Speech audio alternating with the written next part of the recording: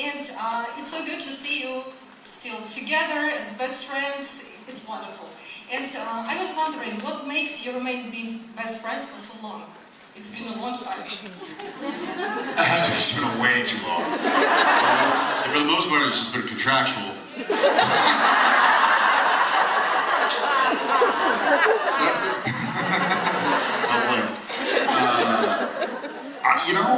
I've had people ask a similar question in a different way, talking about supernatural and the chemistry and this and that. And it's never been bullshit. Like, since day one, we just kind of got along, you know? And why? Who knows? We have a similar upbringing and background and likes and dislikes, and I think it was just more, he and I both kind of, well, that was kind of I think primarily, we got to see each other during our highs and lows. I mean, we went through a lot. 15 years is, kindergarten through college. And I saw this guy's face, and I saw what he was going through more than any other human being on the planet, and vice versa. He saw my face and what I was going through, my good times, my bad times, everything in between. And so you kind of get to really know the soul of somebody, not just who somebody is at their best. Like, you go to a set anywhere, and you'll probably enjoy most of the people, for the first couple hours. And they get tired, or they have a bad day, and they're an asshole, or they're a jerk. And I think for us, it was just like, hey, you alright? Like, what's up? And so I don't know. I think when you go through so much, and you've seen somebody, it's like we've known each other since birth, but really we've known each other less than 20 years. And he's almost 60 next week.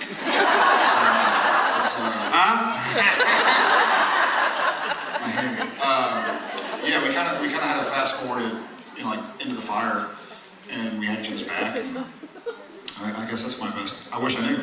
I think there's also, Supernatural was certainly the biggest thing that happened to he and I's career thus far.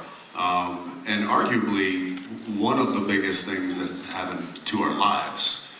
It certainly has changed both our lives from when we, pre-Supernatural to now post.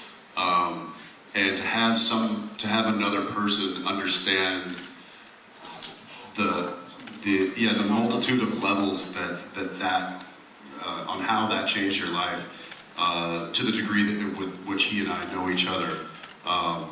And I think it just kind of bonds you in a way that's really indescribable.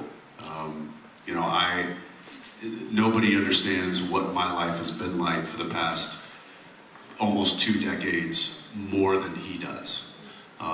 Because he was pretty much right there next to me the whole time. And he also was going through the same stuff, both personally and professionally, that I was going through.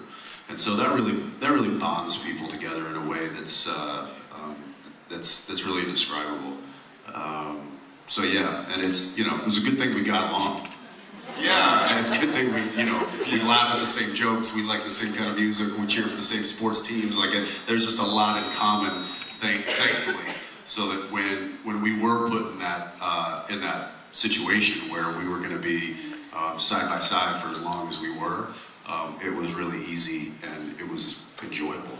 Yeah, and I think in general, not just with working relationships or friendships, but with romantic relationships as well, or family relationships, I think it's extremely important to be able to tell somebody when something hurt you or bothered you, and vice versa, to listen when someone goes like, hey, this happened, it felt, off base, or didn't feel cool, and for that person to listen and go like, well shit, that's not how I meant it, or well, that is how I meant it, but this is why I said that. So just to listen, because if you're really good friends with anybody, or close with anybody, then you'll have disagreements, and you'll go like, well, here's where I'm coming from, help me understand where you're coming from, and you'll listen and be like, got it, all right, let's move forward. So that's important, just with anybody you really care about. Just shoot them straight, And thank you. That's incredible. Thank you so much.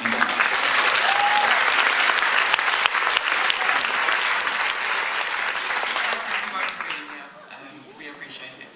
My question was regarding acting. A big part of acting is in dealing with rejection, and I wondered how both of you deal with keeping motivation in trying to act when you're dealing with rejection. Well said. Great question. It reminds me of a story. When I was on, I think it was when I was still on Gilmore Girls, and I was auditioning, whatever, half a dozen times a week for other projects. I bought a house in the Valley in Los Angeles, and a friend of my then girlfriend came over. We were having like a housewarming party or whatever, and going to order pizza and whatever. And showing her around, and by my bed in the bedroom, I had a stack of like 12 scripts, or maybe even more, 15 scripts. All stuff that I was reading, hoping to get an audition for, or whatever. And she looked over, and she's very famous, right? She's very successful now in her own right. Her name's Angela Johnson. She's a comedian, and she's awesome. But she looked at my stack of scripts, and she's like, oh my God, are those all the auditions you've been on? And I was like, follow me. And I walked her down to the garage where I had like the cardboard boxes full of scripts. I probably had 300 or 400 scripts that I auditioned for at some point in time in the prior 3 or 4 years. And I was like, those are all the auditions I've been on. And she just, like, her mouth went agape. And I think the way I deal with rejection now is to treat auditions or meetings as, maybe that's my performance. Maybe this is my chance to play this character. So I'm just going to go do the character. And also, he and I both now, having been on the producing side, you realize how silly casting sometimes gets. You know, there will be 5 people that will all do an amazing job, but they're going to be acting with a brunette, so we don't want them to look too similar, so we're going to go with the blonde. Or vice versa. Or, she's 5'11", and that's too tall to play a 14-year-old because she's acting with someone who's 5'3", and it'll look, so it comes down to these random ass, like, you know, any one of these 5 or 10 people would be amazing, do an amazing job. This person said this one line in a way that we like, even though this person said the other line in a way that we like more. So it gets so silly, so that's helped a little bit, is seeing like the vagaries of casting and the subtle nuances that don't even really make sense. And so I try and just go like, all right, well, I did my best, and if that's the last time I get to play that character, then so be it. I also think that as you get older, your way of dealing with rejection changes. You know, Jared and I, we've had really great success so far in our lives and in our career. And so when there's rejection now, I think he and I can both stand firm on the fact that we've been validated by a multitude of people, and our career reflects that. So that if somebody says, no, we don't want you for that role, or no, we don't like that idea for a show that you're pitching, we can be like, okay, maybe it's not the right time, maybe they just don't see that vision, maybe they're looking for something else, maybe they want somebody that's not so oddly tall, or oddly bow-legged, like a normal size.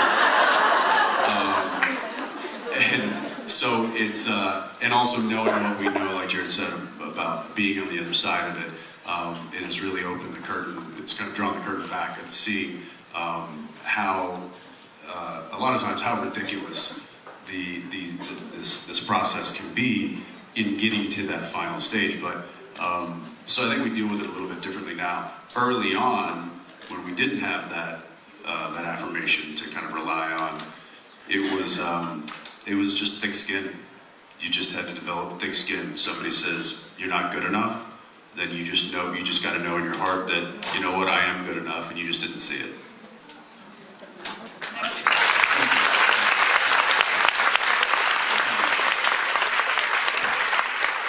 First of all, I would like to say that thank you so much for everything, that I will be forever grateful for everything what you've done and what you keep doing.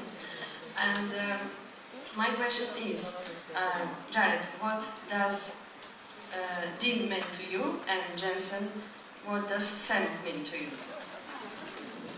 That's a great question. Thank you back. I think For me now, a couple years out, you know, it's been 2.5 years since we shot our final scene, roughly. Yes, it's because this question was prepared a long time ago. No.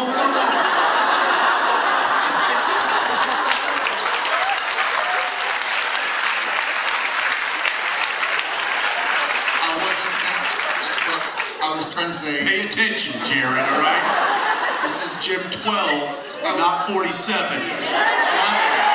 11, like I said. 12 was last year, this is 11. Whatever. I wasn't trying to say it was a shitty question, I was saying I have more hindsight now. Like I would rather answer this question now than years ago or 3 years ago.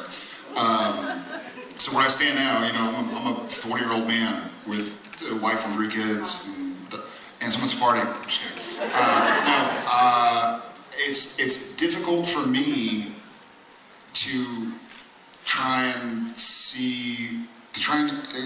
differentiate between what Dean meant and what Jensen meant. All I can say is that I learned a lot from both, and a lot of the reason I'm the man I am and the actor I am is because, going back to an earlier question, I spent, you know, 15 years looking at this guy, and then they're calling action, and I was looking at Dean, and so, you know, it's hard to kind of really parse out exactly what I got.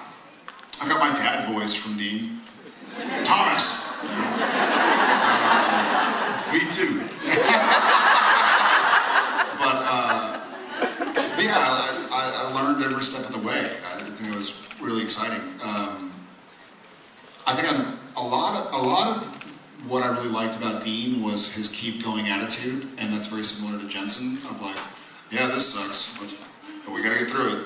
You know, kind of like, all right, we're tired, it's 16 hours in, it's 4 in the morning, it's fucking raining or freezing in Vancouver, and we have to go do a fight scene and lay in the snow, but all right, it ain't gonna do itself. Like, let's go do it. So that kind of awoke something in me, for sure. Yeah, I mean, to echo basically everything that Jared just said, but also, you know, I know that Sam is a part of Jared.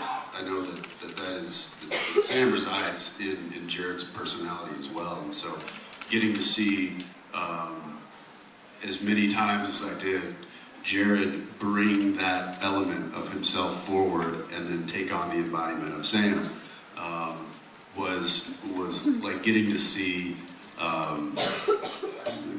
a specific micro aspect of Jared and how he can mold that and play with that and tell a story using that. And I just always thought that he was very just gifted in doing so. And now he's doing it with another character, and he's also, I mean, I think he and I, because we weren't classically trained as actors, and we didn't have any formal training to speak of at all, we had to learn to use what we knew, and that's essentially ourselves. And so, you know, Dean is certainly a part of my personality that is exaggerated. Sam is also a part of Jared's personality that is exaggerated. So we got to play these kind of exaggerated versions of ourselves with each other, and then they yell cut, and we get to go back to being ourselves. And so I really feel like it's just part of the package that I got with my friend Jared, and I'll forever be grateful of that. And I look forward to the next time I get to see him morph into Sam.